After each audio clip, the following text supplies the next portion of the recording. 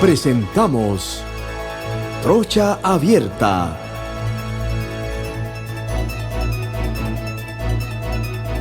Bienvenidos a todos los que me están sintonizando a esta hora a través de la poderosa señal de KW Continente a nivel nacional. También estamos en las redes, en YouTube, en Instagram, en Spotify. Y hoy martes, ¿qué fecha es hoy? ¿Martes qué? Hoy es 3 de septiembre. 3 de septiembre. Estamos como siempre con mi primo querido y adorado, siempre bien ponderado, Eduardo Castillero Lange. Un saludo cordial a los oyentes de Trocha Abierta, que ocupa el primer lugar en la franja de la tarde en la sintonía de la primera KW Continente. De punta a punta, como dice mi primo, yo digo que de Punta Burica a Cabo Tiburón. Bueno, sí, efectivamente, estamos el primero en la franja de la tarde, desde las 12 del día hasta las 6 de la tarde. Y cada continente que también, ¿no? Me decía en estos días una persona amiga que estuvo aquí en la casa, que él sintoniza cada continente desde que amanece y no la apaga hasta que se acueste, porque ahí es donde encuentra las noticias, los programas de comentarios, en fin. Entonces, estamos en una dupleta muy buena, ¿no? Gracias a Dios. De los colores del que le guste. Hay programa variado de comentarios, de noticias, de música, en fin. Sí, siempre lo decimos, ¿no? Así es. Hoy tenemos una persona a la cual yo aprecio mucho, no sé si me apreciará a mí, pero yo se lo aprecio mucho. Siempre lo he considerado mi amigo, lo respeto como profesional, creo que es el punto de referencia cuando tú hablas en el sector legal. Carlos Carrillo Gomila. Buenos días, Alfonso, Eduardo, un placer que nos hayan invitado a esta su casa y bueno, quedamos a su disposición agradeciéndole la distinción de esa invitación que siempre nos complace como profesionales y amigos de ustedes. No, pero yo he dicho que yo soy tu amigo. Lo que no has dicho es si tú eres mi amigo. Siempre, a la orden, siempre, Alfonso y Eduardo, y a todos los que están en esta conexión vía internet. Se sabe que se te aprecia y de verdad esperamos lo mejor para ti junto a la familia. Gracias, Carlos. Bueno, Carlos, ahí tenemos a Agustín Sosa del Santo, Peñalba. Buenas tardes, amigos oyentes del KW Continente. Aquí estamos una vez más con ustedes a través de este prestigioso programa dirigido por el dictador Alfonso Castillero Ortiz, conde del Vigo, y dándole gracias a Dios porque hoy estamos respirando una vez más. Hoy ahí llegó también el licenciado Mélito González Rodríguez. Saludos a todos desde Chitré para los multiversos en el mes de la Biblia. Bueno, Carlos, yo te voy a decir una cosa, sinceramente de corazón te lo digo, yo admiro a Ricardo Martinelli. Lo que esa persona ha soportado, ha aguantado los golpes de toda naturaleza, eso yo no conozco a nadie que haya, en Panamá por lo menos, haya tenido el aguante ese, y tú lo ves todavía optimista, lo ves, eso yo admiro en una persona. Ricardo Martinelli, no, lo único que falta es que lo maten ya, porque los embates que él ha tenido, coño, son terribles, y sigue dando la batalla. Yo digo que es el duro de matar. Y ahora pues tenemos la defensa ha ideado con un mecanismo para que se le respete su derecho de principio de especialidad, que yo espero, porque es que en Panamá tenemos un sicariato legal. O sea, los magistrados, los jueces, los fiscales, etcétera, se han convertido en sicarios de la justicia. Entonces, eso es una cosa que tenemos que corregir, y ojalá en el gobierno del presidente Mulino lo hagan, ¿no? Cuéntame qué es lo último que está pasando con Ricardo. Bueno, sí, mira, ante todo, muchas gracias por la oportunidad nuevamente a todos. Primero que todo, ya concluido el primer juicio que vinculado a Ricardo, que es el de dominado New Business Web Pasa, agotadas las vías y que rechazada la casación que no fue admitida, se nos abren varias acciones, tanto a nivel interno como a nivel internacional. La primera de ellas que la defensa decidió implementar fue el recurso de inconstitucionalidad. Como lo hemos dicho, el recurso de inconstitucionalidad procede, según la jurisprudencia de la Corte, en aquellos casos que la sentencia condenatoria en este supuesto esté en firme, esté produciendo efectos jurídicos y se haya violado alguna garantía fundamental sin que esto constituya una tercera instancia o una valoración de pruebas. Es decir, en este recurso solamente si es admitido, esperamos eso que sea más pronto que tarde, la Corte tendrá que analizar tres supuestos. Primero, si dentro del expediente, dentro de la sentencia condenatoria, se garantizaron los derechos al principio de especialidad de Ricardo Martinelli Berrocal. Es decir, un derecho consagrado mediante convenios internacionales, partiendo del convenio de 1904 con los Estados Unidos. Si ese derecho que le fue notificado al momento de ser extraditado Ricardo Martinelli se le violó o no se le violó. Un segundo punto, que es si el hecho de que no se permitiera repreguntar o examinar a los testigos protegidos que no fueron presentados por la Fiscalía constituyó o no una violación al principio de defensa, al derecho de defensa de Ricardo Martinelli. Y un tercer eje que sería si en el momento en que se adujeron como testigos a dos personas y estas dos personas presentaron excusa, una incapacidad médica y un motivo de viaje, si al vencerse esa incapacidad y mantenerse en juicio, tenía la juez que brindar la oportunidad a la defensa de repreguntar a estos dos testigos que habían sido invocados y admitidos por el propio tribunal. Finalmente, una subdivisión dentro de esta situación es que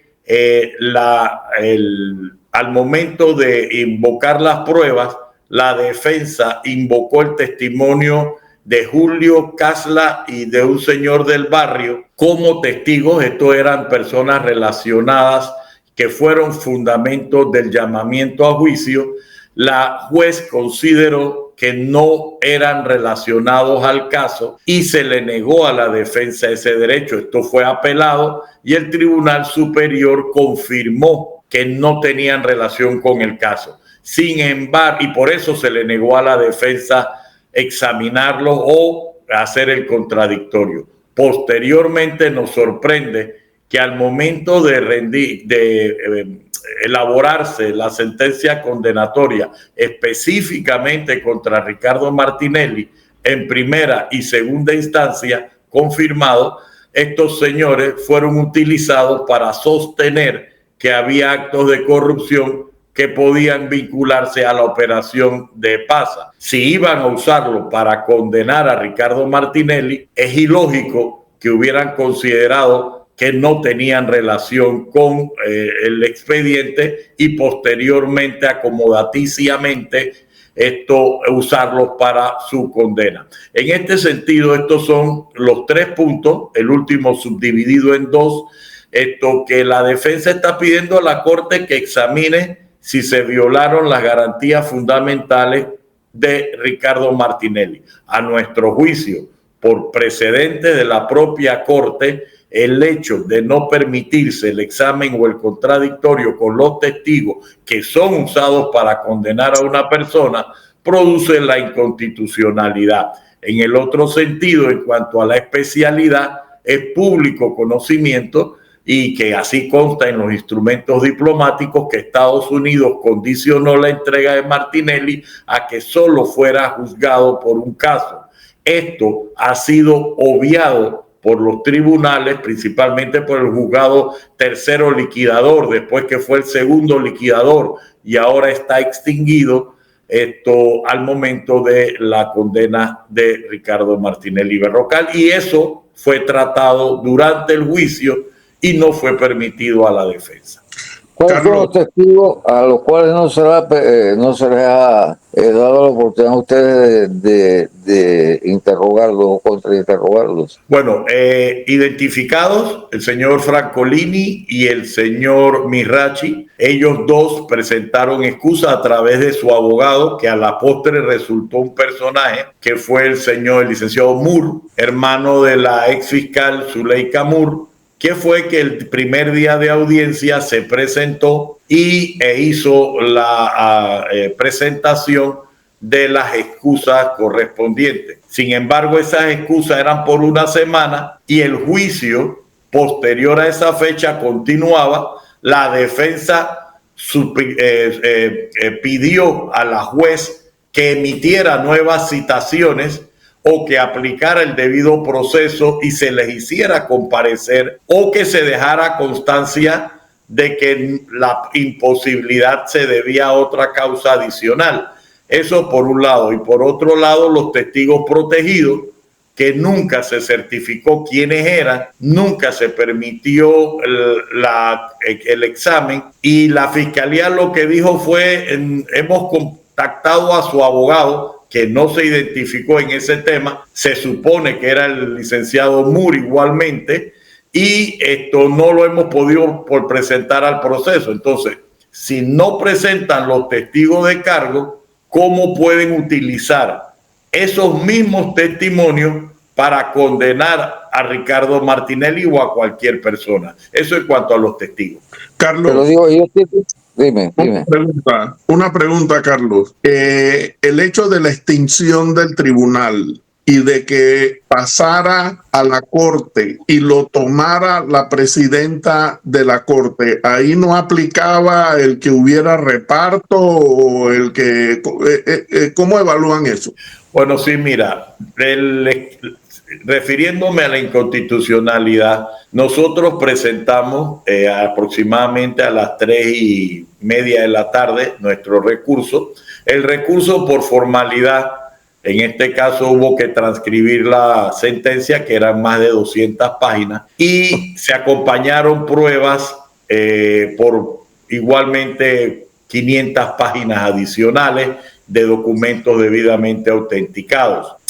Eso se presenta y el funcionario que nos recibe nos dice que tienen que foliarlo para hacer el reparto. Es porque nosotros pedimos si podíamos estar presentes, ya que eso se hace vía computadora y en el despacho de la misma corte. Como si fuera un registro único de entrada para los que han tramitado en algún proceso en la corte o algunas de sus dependencias. Frente a eso nos notificaron que posiblemente el día siguiente, que era jueves, podían ya haber terminado y hecho el reparto, y nosotros lo vimos lógico. Para nuestra sorpresa, al día siguiente ya se había repartido la demanda de inconstitucionalidad por computadora a las 4:59 de la tarde del día miércoles, y le tocó a la magistrada presidenta. Nosotros, dentro del término legal, y aquí puede haber una discusión sobre la viabilidad o no, presentamos una recusación contra la presidenta, la magistrada López, que le toca a la magistrada Russo, y lo basamos en que Ricardo Martinelli en los últimos 2 años ha presentado 5 denuncias en la asamblea y querellas en la asamblea contra la magistrada López, y es lógico, conforme el Código Judicial y los principios de imparcialidad que en los convenios internacionales, que existe una causal. Nosotros inmediatamente la invocamos, y ahora, ese mismo día jueves nos habíamos enterado que esto se había puesto en lectura un proyecto que conforme lo manejamos los abogados, cuando hacen un proyecto, la magistrada ponente es que está rechazando la admisibilidad, pero para nuestra sorpresa, ese proyecto comienza a su recorrido a las 4:48 del día jueves, cuando el jueves también hubo un pleno. Entonces nos encontramos que ya existe una aprehensión por la defensa de que en menos de 2 horas y media hábiles, pues haya un proyecto de esta naturaleza circulando. Esperamos, porque para poder no admitir deben firmar por lo menos 5 magistrados.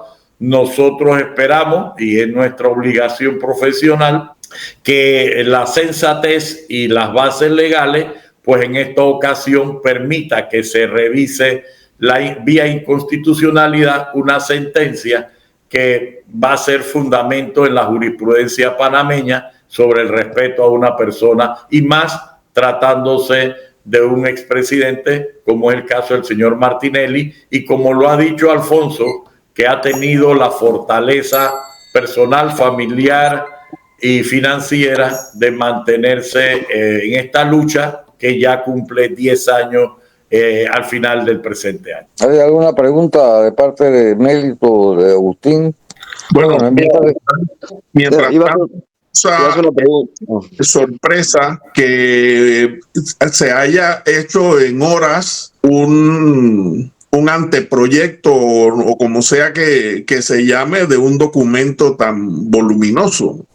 Correcto, y más que tenía que cumplirse una formalidad de numerar cada página. Hacer eso el día miércoles de 4 a 5 de la tarde y hacer el reparto el mismo miércoles a las 4:59, pues llama poderosamente la aprehensión de la defensa, porque la última vez el reparto lo hicieron hasta en horas inhábiles. Recordemos la inconstitucionalidad que presentaron cuando se discutió este tema y pues que ya quedó en los registros secretariales. Ahora nos encontramos que sí, la secretaria titular, la licenciada Yanixa Yuen, regresó de 15 meses de vacaciones y pues estamos a la espera del trámite conforme a la ley.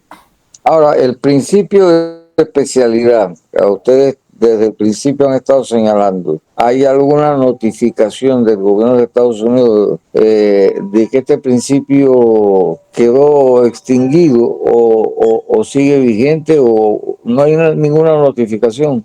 No, más aún, nosotros incorporamos al recurso una certificación donde consta que Panamá nunca pidió, ni Estados Unidos nunca concedió la excepción al principio de especialidad, por una parte, y por otra parte que no constan canje diplomático en cuanto a interpretaciones del convenio. Esa parte se ha incorporado como prueba, aunque la ley no lo exige, como una prueba nueva, certificando que el organismo competente privativamente de decirte nada en cuanto a derechos derivados de convenio es la Cancillería, y en este caso ya la Cancillería estableció la posición del gobierno de Panamá, que no habían pedido ni se había recibido excepción al principio de especialidad. Nosotros, ante esta evidencia,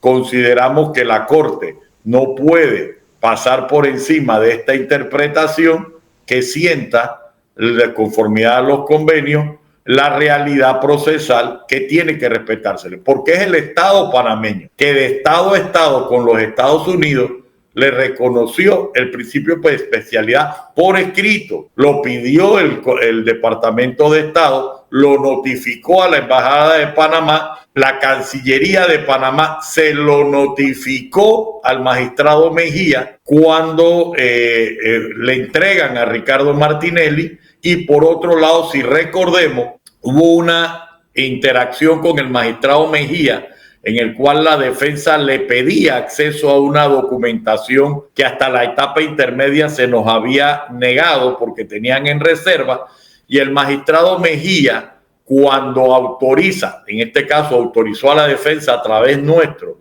de examinar durante una semana esos documentos, dijo que se le impidiera a Ricardo Martinelli verlo porque si él hacía uso de cualquiera de esa información, podía quedar impune porque tenía el principio de especialidad que tenía que respetarse. Es decir, en audiencia, el magistrado en ese momento certificó que tenía derecho. Más aún, Ricardo Martinelli es juzgado y absuelto el 26 de agosto del año 2019 y posteriormente, si mal no recuerdo, en abril del 2020 por segunda ocasión, y Ricardo Martinelli en ningún momento renunció de ese principio, ese derecho que le daban los convenios internacionales. Ahora con el canciller que tenemos, Hacha, él no ha tomado diligencia en este tema de pedir al Departamento de Estado las condiciones de Ricardo Martinelli una vez fue liberado. No, porque ya el caso concluyó. Es decir, se debió haber hecho antes de llamar a Ricardo Martinelli a un juicio. Y estamos hablando que esto ha sido debatido, incluso hasta públicamente, en los últimos 5 años, que ha durado el último proceso, en los últimos 3 años, que ha durado este proceso de New Business, luego que Ricardo Martinelli es absuelto. Es decir, a Ricardo Martinelli le dicen, te vas a Panamá a que te investiguen, te juzguen, y en base al denominado expediente pinchazo, y de pronto quedaron juzgándolo por otros 2 procesos, y peor aún, Ricardo Martinelli tenía alrededor de 10 procesos abiertos, pero los que estaban en el sistema penal acusatorio sí se les respetó el principio de especialidad.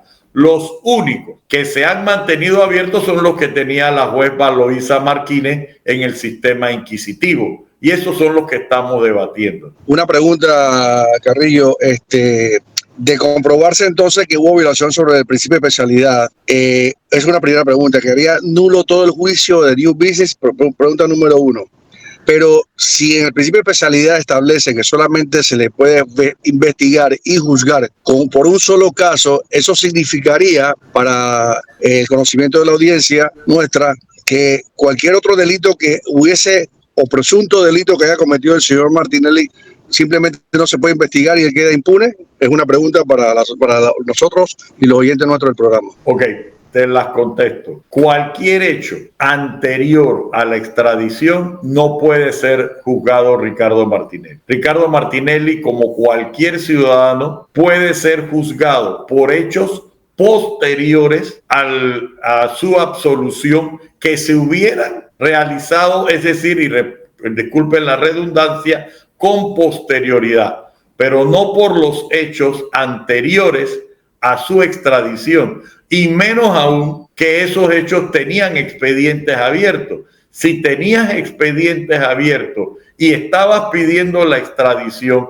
el gobierno de Panamá en ese momento sabía que tenía la obligación de disponer el listado de todos los requerimientos judiciales, y que si no lo hacía, no podía juzgar a Martinelli, como decirte, hasta que te pudiera condenar o hasta que te pudiera perjudicar.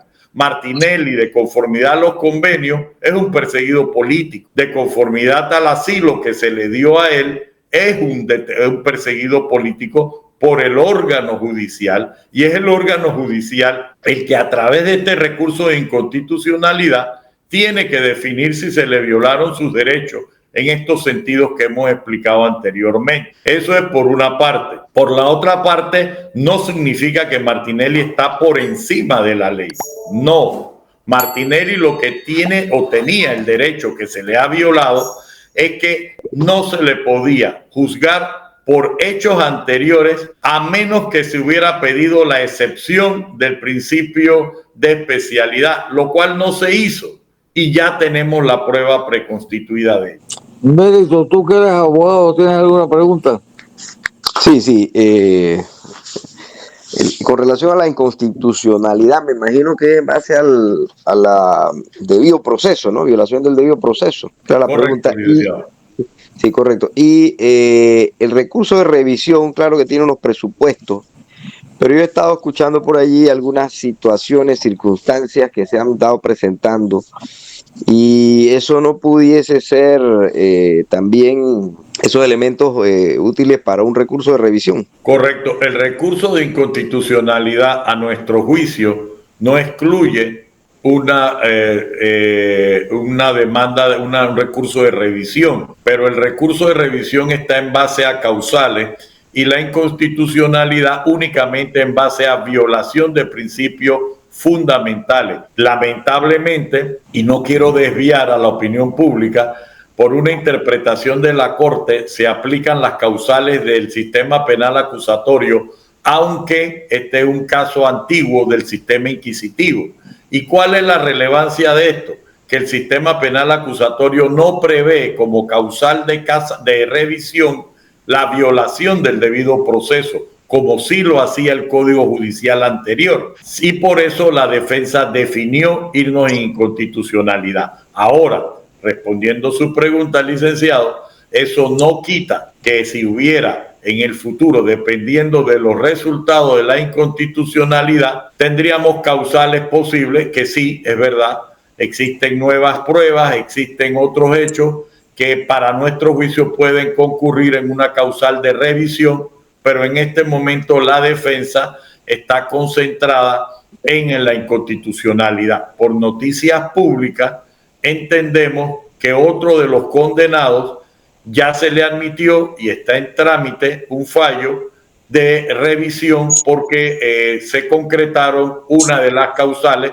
Desconocemos el resultado que tenga ese proceso, pero ya es un avance de que a otro de los condenados se le admitió una revisión, lo que hace especular que también Ricardo Martinelli tendría esa opción o ese instrumento procesal en caso del resultado de la inconstitucionalidad. Pero para la defensa, repito, es tan claro que se violó el debido proceso en el sentido que hemos dicho, tanto en pruebas como en la especialidad, que la Corte, pues, de entrar en el fondo, definitivamente tendrá que declarar inconstitucional la condena que se hizo contra Ricardo Martinelli. Otra pregunta, Carlos. ¿Ustedes están también por alguna parte solicitando a Cancillería que se le otorgue al señor Martinelli salvoconducto para poder él emigrar hacia Nicaragua? Bueno, en este momento la defensa no ha hecho ninguna diligencia. Entendemos que bajo el gobierno anterior ese salvoconducto no fue concedido, pero en este momento el señor Martinelli lo que está enfrentando es la inconstitucionalidad y ya los instrumentos del asilo fueron efectivos, ya dependerá de otras consideraciones, pero en este momento la defensa no ha hecho solicitud en ese sentido. ¿Por qué a él no se le hace otro juicio con tantos fallos que hubo en el que se ha estado debatiendo? Bueno, en este momento lo que se está discutiendo es si la sentencia es constitucional o no. En caso de declararse inconstitucional, el caso terminaría aquí, porque no tuviera una condena. Es nuestro juicio. Los efectos de una inconstitucionalidad son hacia el futuro y en ese sentido quedaría Ricardo Martinelli declarada inconstitucional su condena. Concluido el proceso, nosotros no vemos previsión legal de que se pudiera retornar a un juicio de primera instancia, pero en definitiva lo que la defensa aspira es que se declare inconstitucional la sentencia y este caso termine, como ha sucedido con otros casos que se ha declarado la inconstitucionalidad de las sentencias condenatorias en el pasado. O sea que existe precedente jurídico para sustentar tu posición. Sí, como no, tanto en el sentido de condena como incluso en el sentido de sentencias de otros tribunales que no escucharon o no permitieron el desarrollo del contradictorio. El contradictorio, para que los oyentes sepan, es que permitir a la defensa interrogar a los que utilizaron como testigos protegidos. Sí, a mí me ha correcto. Así es. A mí me ha quedado con una curiosidad con el tema de bueno, que ahora la Corte, no sé si es la Corte que ha establecido pues que las causales de revisión tienen que ver más con el sistema penal, aunque sea un caso de inquisitivo, ¿no? Es así, pero Sí, correcto. en este caso, usted como especialista en derecho penal, ¿cómo queda el tema del indubio pro reo, ¿no? Aplicación de la ley más favorable al reo. No tiene alcance en este caso. Definitivamente la Corte ha establecido, y recordémonos que los fallos de la Corte son irrecurribles, ha establecido ya desde el año 2018 que las causales son las del Código Procesal Penal y no la del Código Judicial. Y peor aún, porque cuando analizas la casación, en la casación sí se mantienen las causales del Código Judicial. Entonces, aquí ya la Corte ha variado del principio indubio pro reo hacia el principio tempus regit actum, es decir, los actos procesales se rigen por la ley que se encuentra vigente al momento. Y esa fue la interpretación, estemos de acuerdo o no con la Corte, esa fue la interpretación y ya pues eso, como decir, es indiscutible hasta que se haga una adecuación legislativa en otro sentido.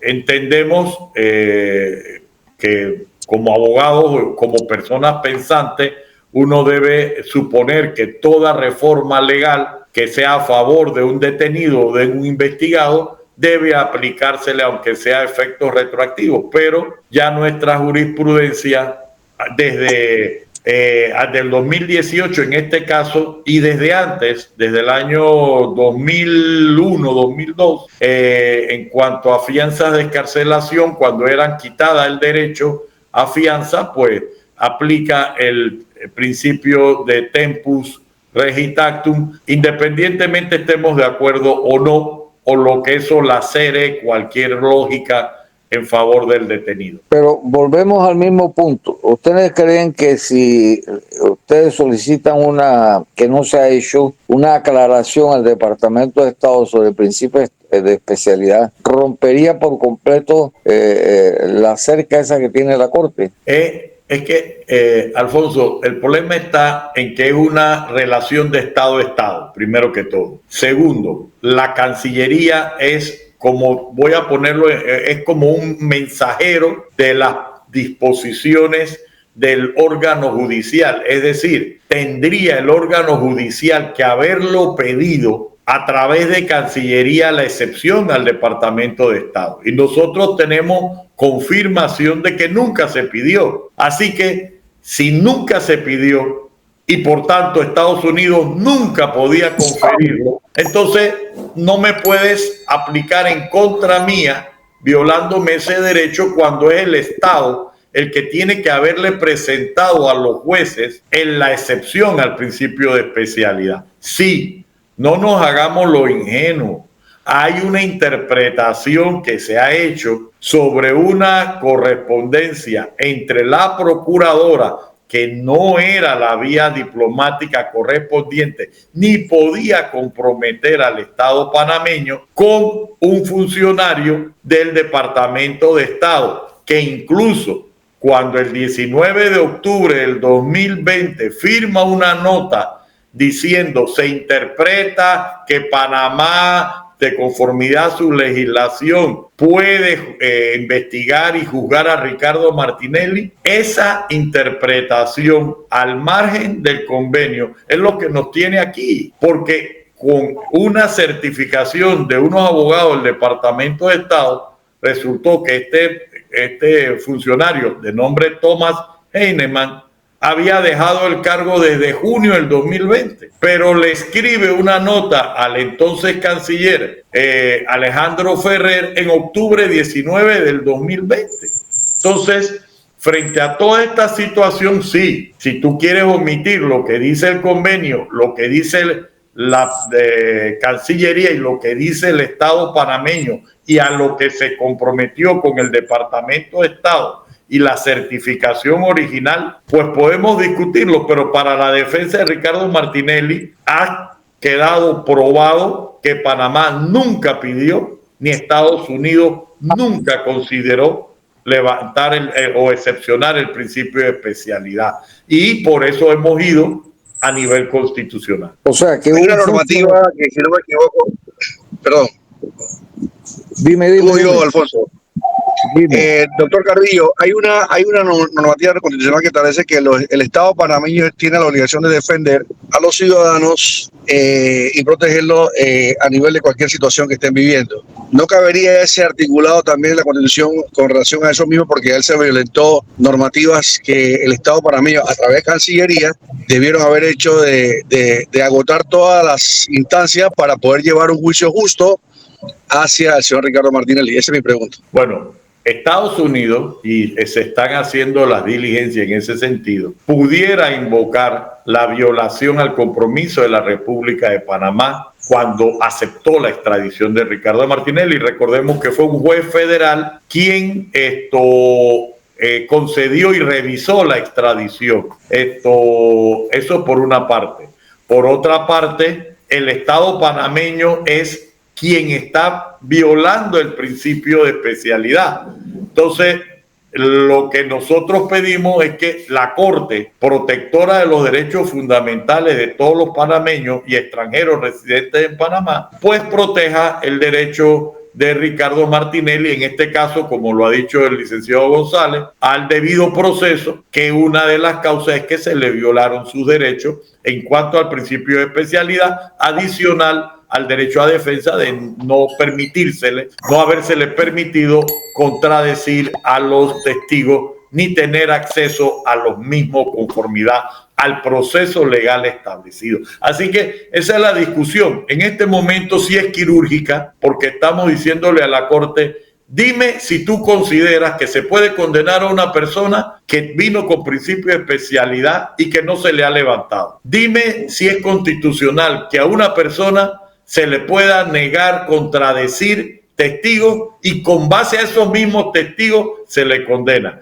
Dígame si tú me dijiste que los testigos no tenían relación con el caso y me lo negaste, si podías fundamentar la condena en esos testigos. Y dime si yo te pedí que me trajeras a los testigos que me admitiste, tú lo omitiste porque un familiar de una fiscal te excepcionó y te dio una excusa para comparecer al proceso. Esos son los puntos en debate que tenemos en este momento. Exclusivamente, ya después, como se ha dicho en este foro, esperemos que esto termine aquí por bien y sanidad del sistema.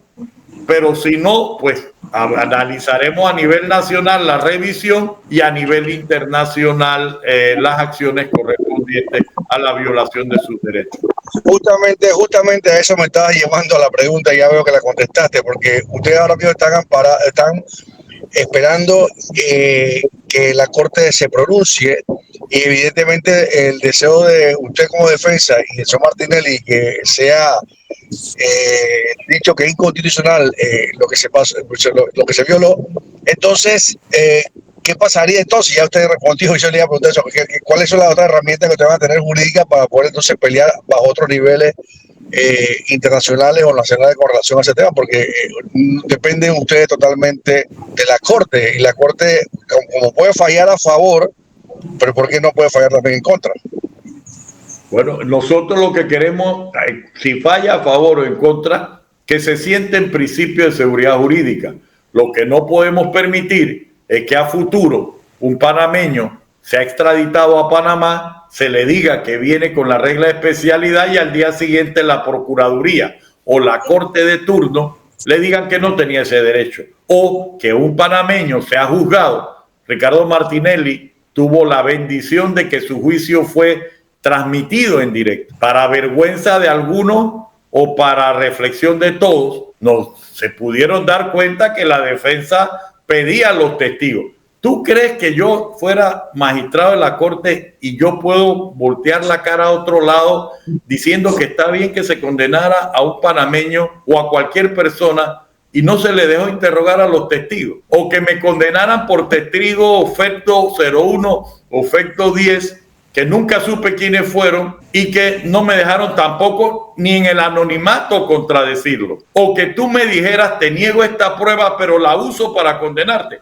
¿Tú crees que yo como magistrado permitiría eso? ¿O me avergonzaría independientemente de lo que se diga? Eso no es posible. Mira, este precedente de Ricardo Martinelli, primero, quedó grabado en todas las plataformas. Segundo, no hay abogado que pueda defender, por ejemplo, en el caso de Martinelli, que se le haya acusado sin imputarlo. Pero hubo 2 magistrados que coyunturalmente lo hicieron y 7 magistrados que miraron a otro lado, con excepción de 3 de esos magistrados que salvaron el voto para no participar en escribir de que un panameño podía ser acusado sin imputarse. Entonces, si queremos dejar eso en la huella de la historia judicial panameña, no digamos que tengamos una seguridad jurídica. Oye, a mí me hicieron esperar 6 horas afuera de la cárcel para poder ver a Martinelli. Yo ahora, cuando un policía me dice que yo no puedo ver a un cliente, ¿qué puedo hacer si el policía lo vio en televisión? Y el ministro de turno era abogado. Entonces, ¿qué tú esperas? Estamos nosotros luchando por dar una seguridad jurídica que no la tenemos. Ojo, hoy es Ricardo Martinelli. Mañana cuando te detengan a ti y pidas a tu abogado y no te den la llamada o no te dejen ver a tu abogado, no te preguntes por qué. Es como el licenciado González que me preguntó sobre dónde quedó el principio en favor del reo. Tenemos que buscar la seguridad jurídica, no cosas coyunturales. Una pregunta, doctor Carrillo. Dice la normativa que los funcionarios públicos están obligados a cumplir la ley. Están obligados. Punto 1. ¿Qué pasaría entonces si llaman a inconstitucionalidad el juicio de Martinelli, lo liberan con estos funcionarios que violentaron la ley? ¿Ustedes irán en contra de ellos o simplemente dejarían todo ya tranquilo para ya apagar ese fuego? Bueno, esa es una decisión de Ricardo Martinelli, que ha demostrado pues que es un hombre, como dijo Alfonso al principio de esta entrevista, un hombre que ha sobrevivido al sistema y que pues esperemos que lo que ayude sea a fortalecerlo con el fallo que se dé. Tengo que pedirles una excusa porque tengo una situación que tengo que atender. Y Alfonso, quedo a disposición de ustedes para cualquier otra oportunidad que pudieras darme para dirigirme a tu audiencia. Gracias, Carlos, por la atención, entonces. Gracias a ustedes, a todos los presentes. ¿Okay? Saludos. Bueno, cabe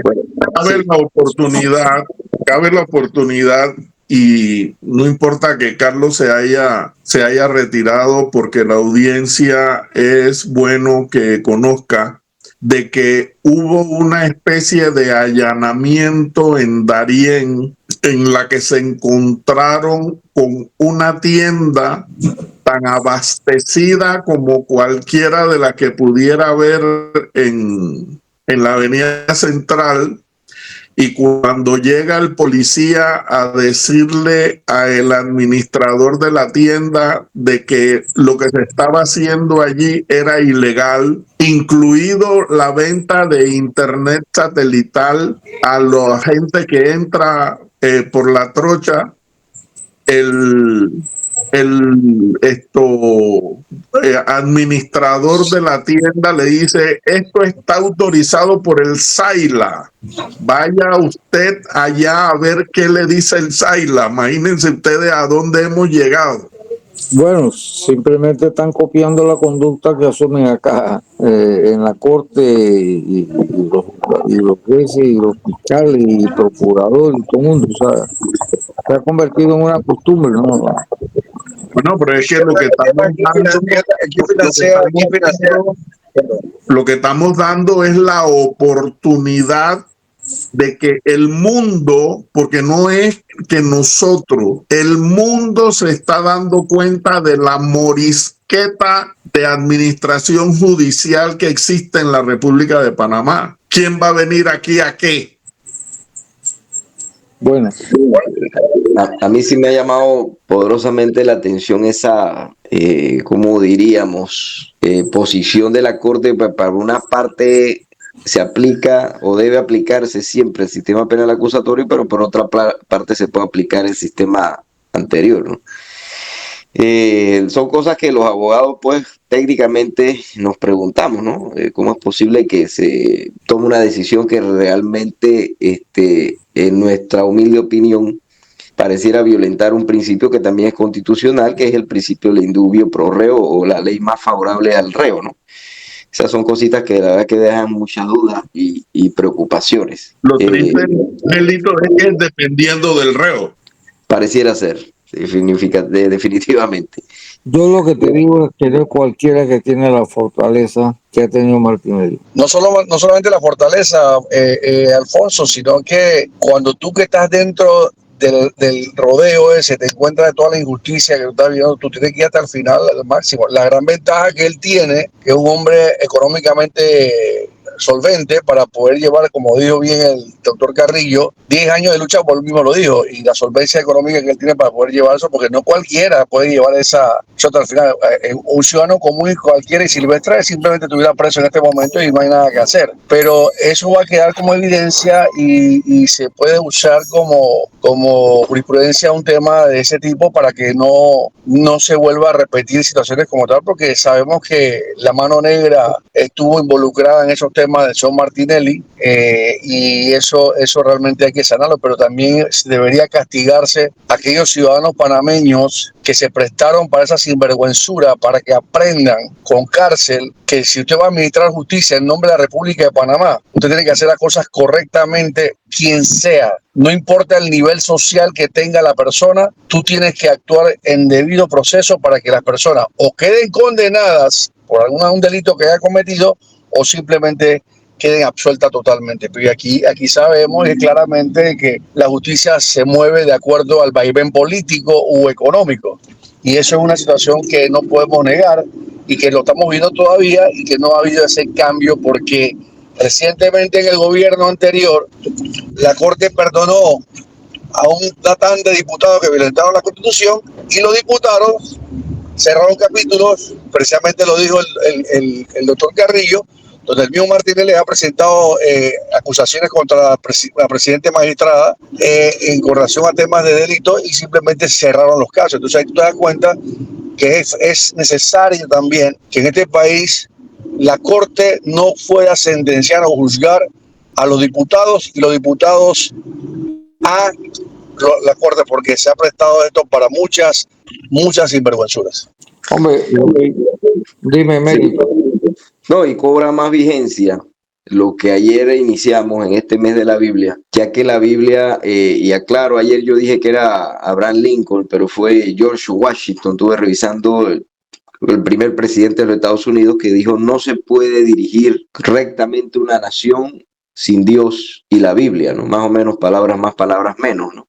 Y la Biblia contiene, retomando el tema de los 10 mandamientos, uno de los mandamientos es: no dirás falso testimonio en contra de tu prójimo. Entonces no solamente es tener la Biblia, sino leerla y saberla aplicar. Y una nación como Panamá, que es una nación básicamente o fundamentalmente católica, que contiene también un decálogo actualizado y no ha dejado o no ha excluido esa norma, debiera ser de conocimiento de todos y aplicarse. Así que esa es la importancia de un mes que ya ha sido designado Ley de la República para recordar la Biblia, pero no para recordar que tenemos un documento, sino para que podamos internalizar el contenido de ese documento, que es la Biblia.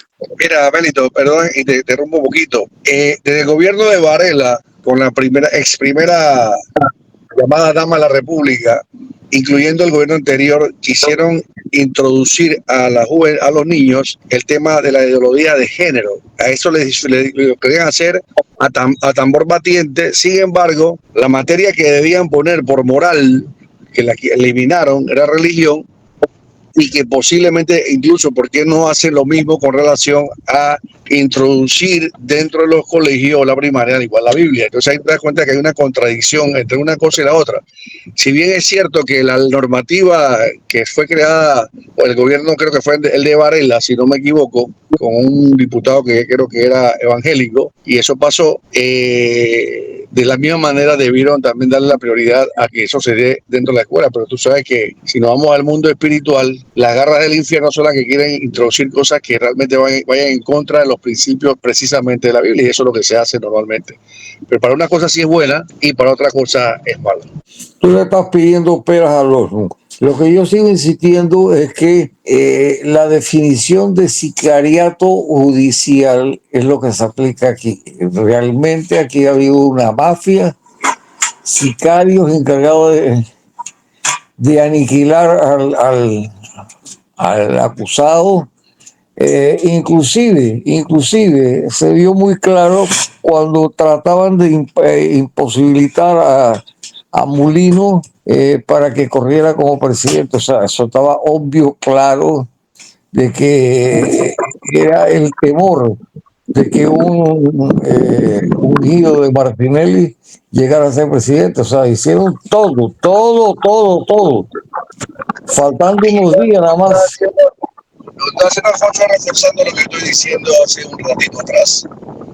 ¿Me entiendes? Porque al decir peras con manzanas, no sé por qué lo dijiste, si fue por lo que dije de la Biblia con los niños, porque si es con el tema de este que acabas de decir, no cabe, porque exactamente tú estás fundamentando un poquito más de lo que yo te estoy diciendo. Aquí hay una carga de delincuentes judiciales, eso es claro, eso lo dije en otras palabras menor lo que tú acabas de decir, porque aquí simplemente el más pendejo es el que paga los platos rotos y se le lee letra por letra, coma tras coma, punto y seguido lo que dice la normativa y va para la olla, pero a otros no le pasa eso.